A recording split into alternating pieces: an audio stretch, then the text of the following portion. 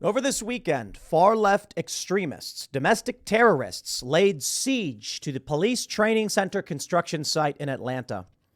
The Post-Millennial says far-left extremists torch future cop training center in Atlanta. Direct action was announced on Twitter. The videos are absolutely insane. Cops having explosives thrown at them, Molotov cocktails being launched, hordes of far-left domestic terrorists storming onto this property and just burning as much as they can. This goes beyond anything I've ever seen. And it may be the most shocking story I've seen in relation to far-left extremism in this country.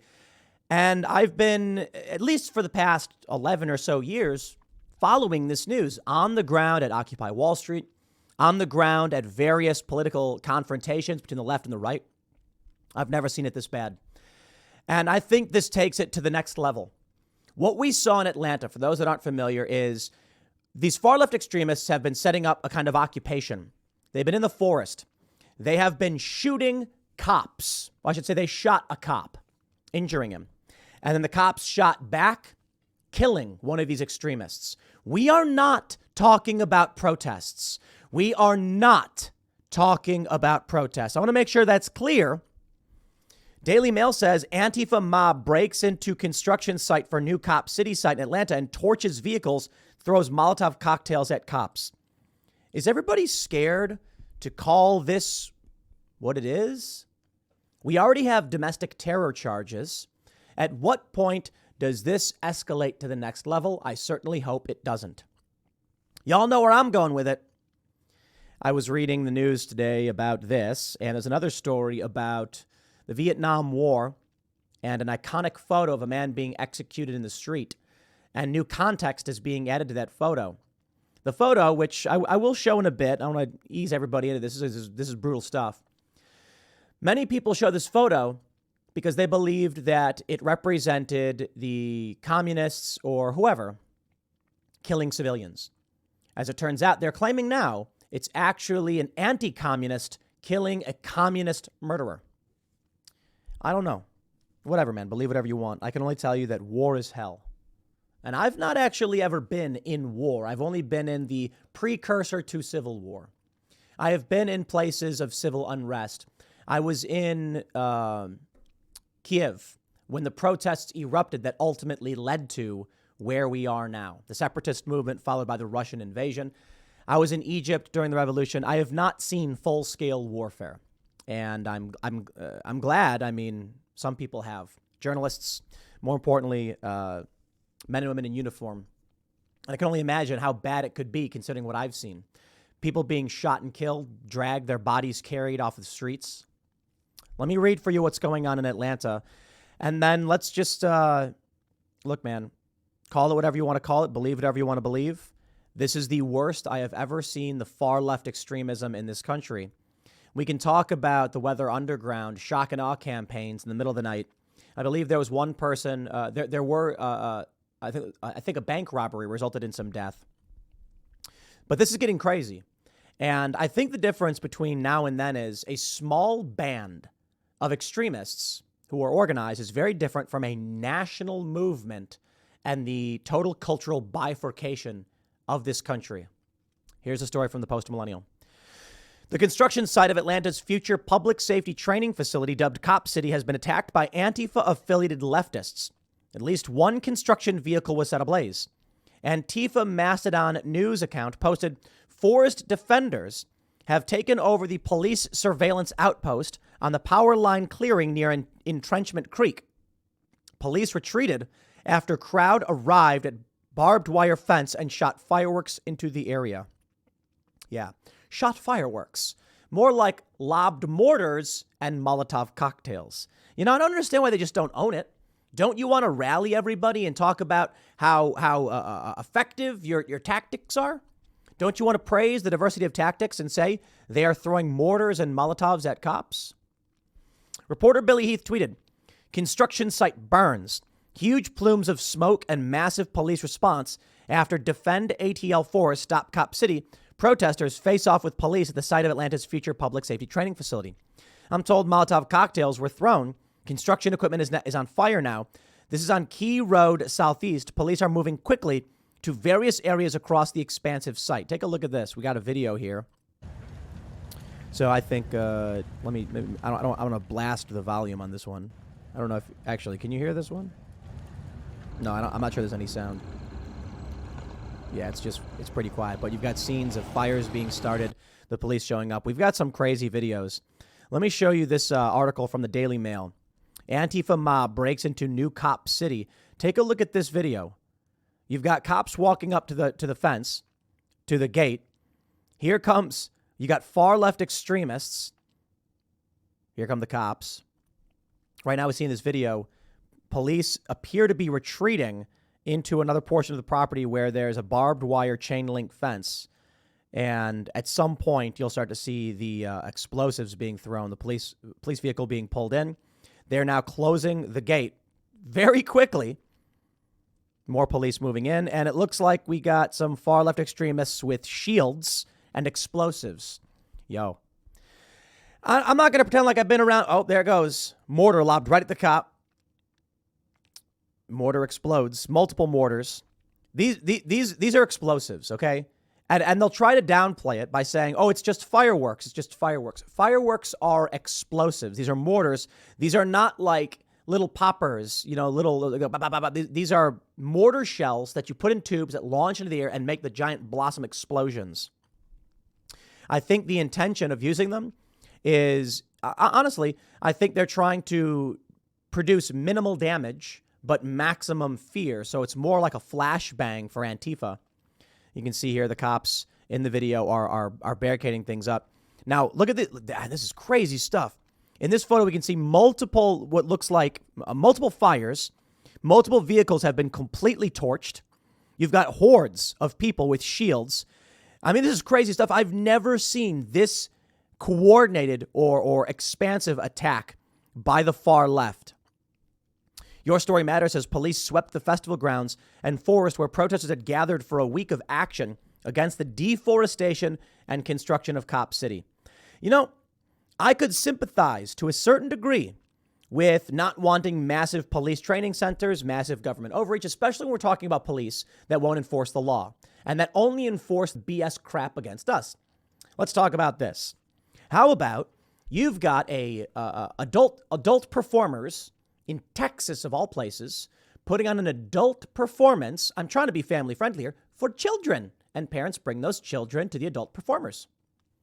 Now, some people on the left would say, oh, it's just a dance show. Imagine if they had an all-ages burlesque, okay? Yeah, they're going to say no to that.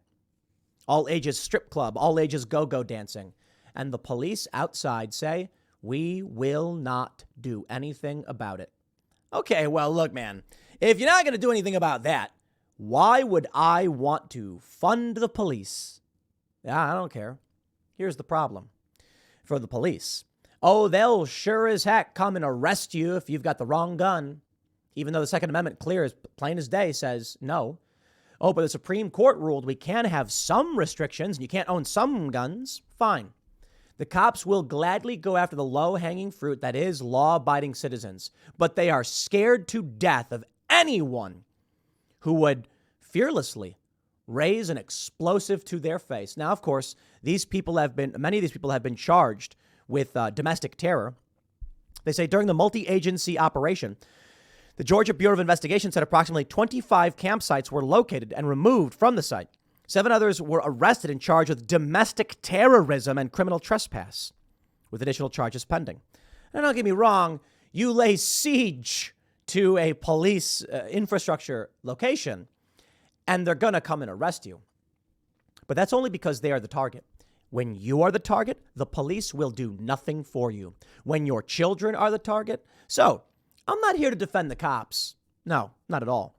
I am here to explain the escalation of psychotic tactics from cult members. Look, I can complain about the police. Many of you probably agree. Some of you probably disagree. We can have that conversation. The problem is these people who are laying siege to these properties, they have attacked civilians. They stopped a man in his truck, an ordinary citizen, set fire to his truck, and I think they flipped it over, set fire to homes under construction. For what reason? These people are violent extremists And it does not seem that their ideology makes sense. When I say something like police should enforce the law and leave law-abiding citizens alone, that makes sense. When the far left extremists say they will burn down the home of a private individual or flip over a private individual's car, I have to ask, who are they fighting for? No, they are the cultural fire themselves, a chaotic and destructive force that is spreading like a mind virus. And this is what I fear with the far left extremists. Their ideology makes no sense. They are a mindless horde. Sorry, that's just the reality. They destroying these things. I'll just say it again. What's the logic in helping people, saving the forest, in destroying a guy's truck? Is that one truck going to put a dent in climate change? No.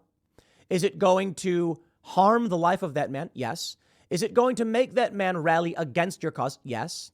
Is it going to cause that man to tell all of his working class friends to rally against your cause? Yes. It makes no sense. There is no rhyme or reason behind the psychotic, destructive force. That's why I say that's what it is. If these people, and I'll say this as sort of a white pill to be completely honest, if these people had an actual modicum of manipulative ability, perhaps, I'd be more worried that we may actually see some kind of Vietnam or Korea or Civil War or something. What I think we're actually going to see is more disaffected and dejected youth who are acting for no reason, more like the Joker than anything else. It's like if you take a look at the Joker film, it's a really good example. I think that movie is absolutely phenomenal. And that movie exemplifies Antifa and their derangement. Let's break it down. I'm assuming most of you have seen Joker. It is, in my opinion, a masterpiece. I was on the edge of my seat. The cinematography, the character, the story, it was satisfying. Man, brilliant. But let's talk about what that story represents. Represents Antifa. They literally in the movie make that conclusion. Let me explain. Joker. He's a mentally unwell man. He's got nothing going for him. No talents, no skills. He spins a sign. He gets picked on. His life is pretty crappy. He's mentally ill, like I said, right? So eventually, he gets tired of being picked on. He kills 3 guys on a subway who are like Wall Street guys. The backdrop of this movie is protests about the 1%. This guy doesn't care at all about that. He says he killed those guys because it was funny. But you see all these activists and far left extremists who are riding through the city. This is legit in the movie. They viewed it as someone finally standing up to the 1%. So Joker, he goes to a comedy club. He wants to be a comedian, and he bombs. However, he bombs in such a way that it's actually really funny, and everybody laughs. That's what a comedian's supposed to do, right? But he gets offended. He gets offended that they laughed at him because they didn't laugh the way they were supposed to laugh. It's kind of amazing, isn't it? He goes on stage and he screws up and starts laughing at his own jokes.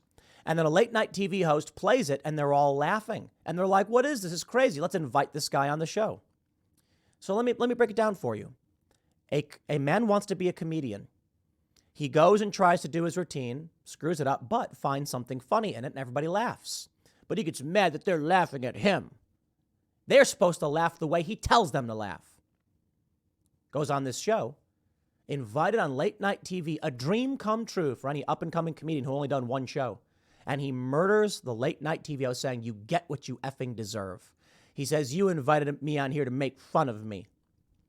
Then he goes outside and he has all of the far left extremists cheering for him. It exemplifies everything. He was given everything and it was never enough. He was a loser with no ability who stumbled into something good and decided it wasn't the way it was supposed to be. He was deserving of more, so he starts killing people, and they all cheer for him.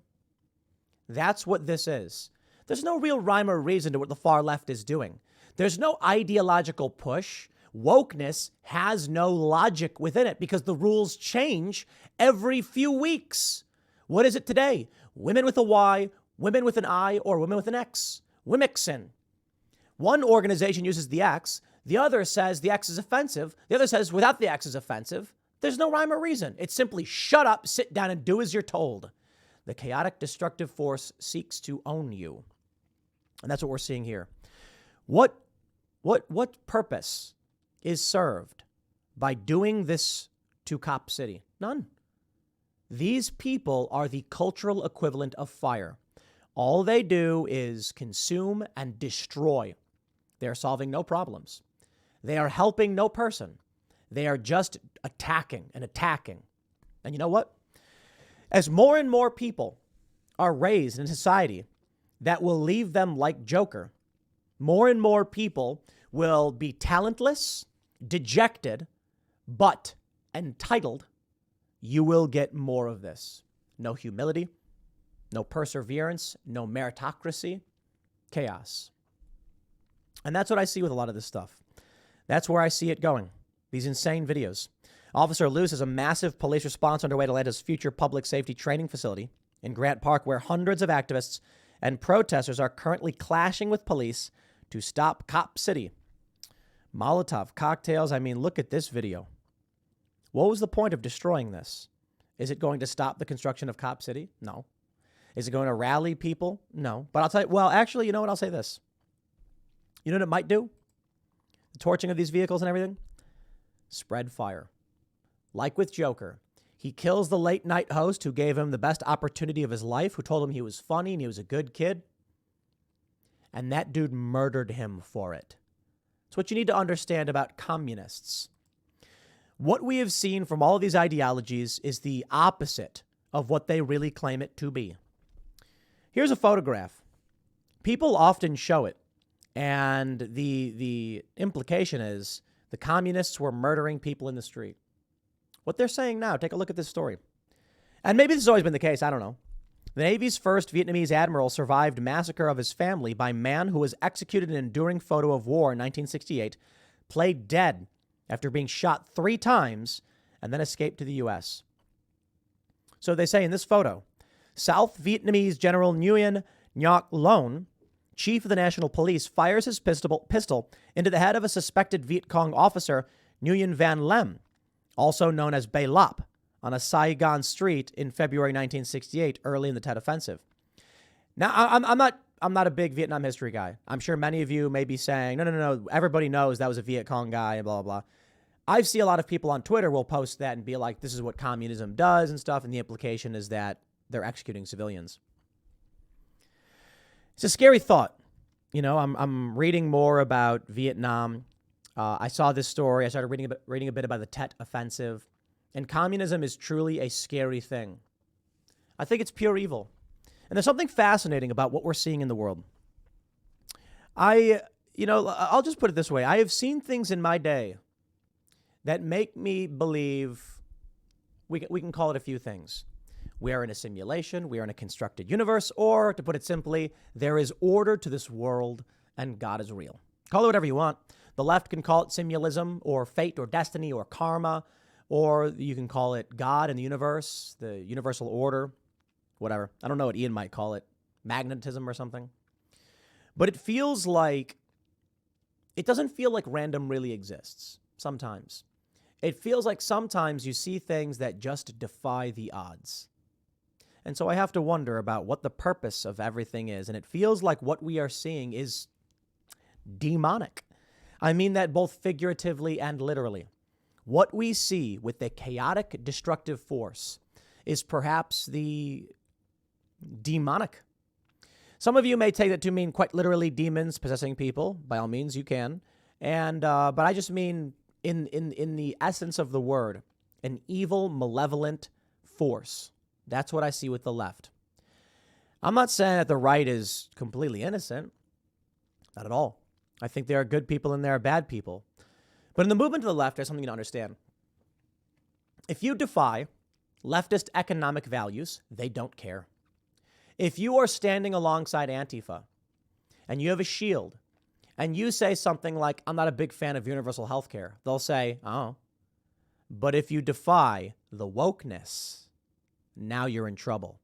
If you reject their cult, now you're in trouble. If you say things like, I don't know, I think, trans people are people and deserve rights and everything, but maybe we should have a trans division of sports just to avoid conflict, they'll say, you're a bigot, you're transphobic, how dare you? It's the ideology. It's the cult. Economic policy be damned. I mean, for the most part, this is what we've seen. It is a chaotic and demonic destructive force. It's consuming and destroying all that we've built. And that's a sad reality. Excuse me. It's what it's maybe, lessons learned with why the U.S. was so hell-bent against going to war against the communists. But I think we lost, at least so far.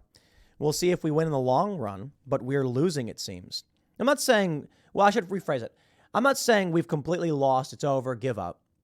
I'm saying it feels like after the fall of the Soviet Union, we were lulled into a false sense of security. And it kind of reminds me of, I'll give you a pop culture reference. We got a DC one. Let's get a Marvel one in there. Captain America Winter Soldier. SHIELD defeats Hydra. Basically, the Allies defeat the Nazis is what the allegory or the metaphor is. The Nazis then infiltrated SHIELD. SHIELD gets infiltrated by Hydra and then is used as a weapon for the ideology of the enemy. Interesting when you think about it. The United States is demoralized, like Yuri Bezmenov said. And it seems like even if the Soviet Union fell, the tactics of disruption have seeped into this country and seek to upend it. And I think we're dangerously close to that upending. The one thing I can say, let me tell you the pros and the cons. The pro, we are the strong people, not the weak, entitled, chaotic, destructive individuals. Those people couldn't make food or find food if their life depended on it, and that's a scary thought, isn't it? However, they are violent, and we are not. The people who care for order don't want destruction, and we want criminal trials. We want proper law enforcement, but we're not getting it. The people on the left don't care for any of that stuff. They're just violent. Now, I think those people lose in the long run, because if they break the system, who do you think is going to be the first to starve? A lot of people like to talk about who would win a civil war, the left or the right, and I'm like, I'm not sure that matters. Wars are fought on soldiers' bellies, so they say, and the left ain't going to be able to feed itself. That's just a reality. They may try to seize farms, but take a look at what happens in places like, Zimbabwe. Take a look at what happens when they seize the farmland and give it to their people. Doesn't work.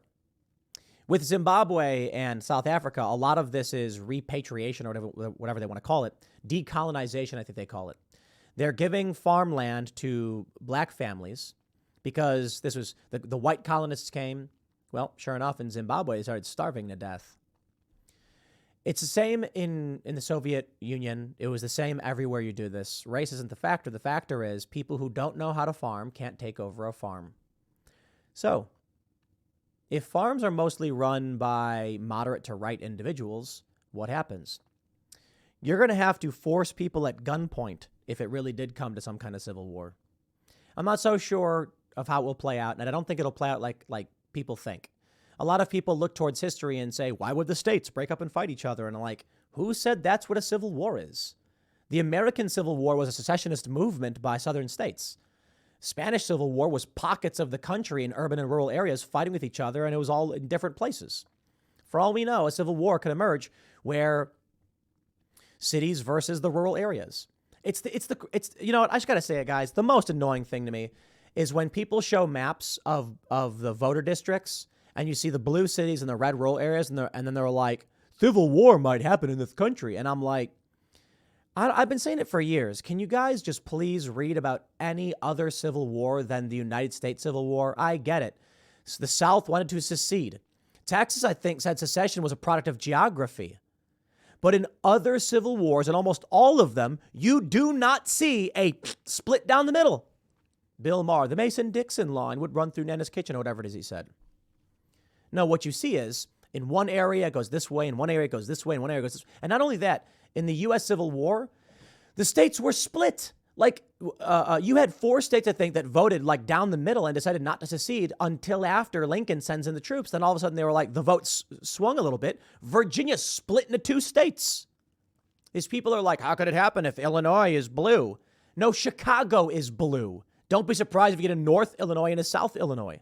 That happened with Virginia and West Virginia. You don't know what's going to happen. Neither do I. I'm just telling you, with what we are seeing right now at the far left, this is the craziest I have ever seen. I mean, these videos of people storming in, black-clad, overt terrorists. Here's what I see. Final thought. The far left will keep attracting more Joker types, mentally unwell, dejected, angry, purposeless individuals. And they will be used as weapons. It is a fire. And it only gets put out when strong men decide to enforce the law and stand up for what they believe in. But for the time being, we don't have it. And so the challenge with a president like Biden and the Democrats is ballot harvesting. The fire seeks to consume more, regardless of what the outcome is. And that means we may have come to the point where we're looking at the building that can't be salvaged. The fire has spread to the point where maybe even if we put it out, the building's destroyed. I don't know. But we just got to keep doing what we do. We got to make sure we're taking care of ourselves, our friends, our families. We're preparing for what the future may have in store, and we're paying attention to what's going on around us to stay safe. And maybe everything will be okay. I'll leave it there. Next segment's coming up at 1 p.m. on this channel. Thanks for hanging out, and I will see you all then.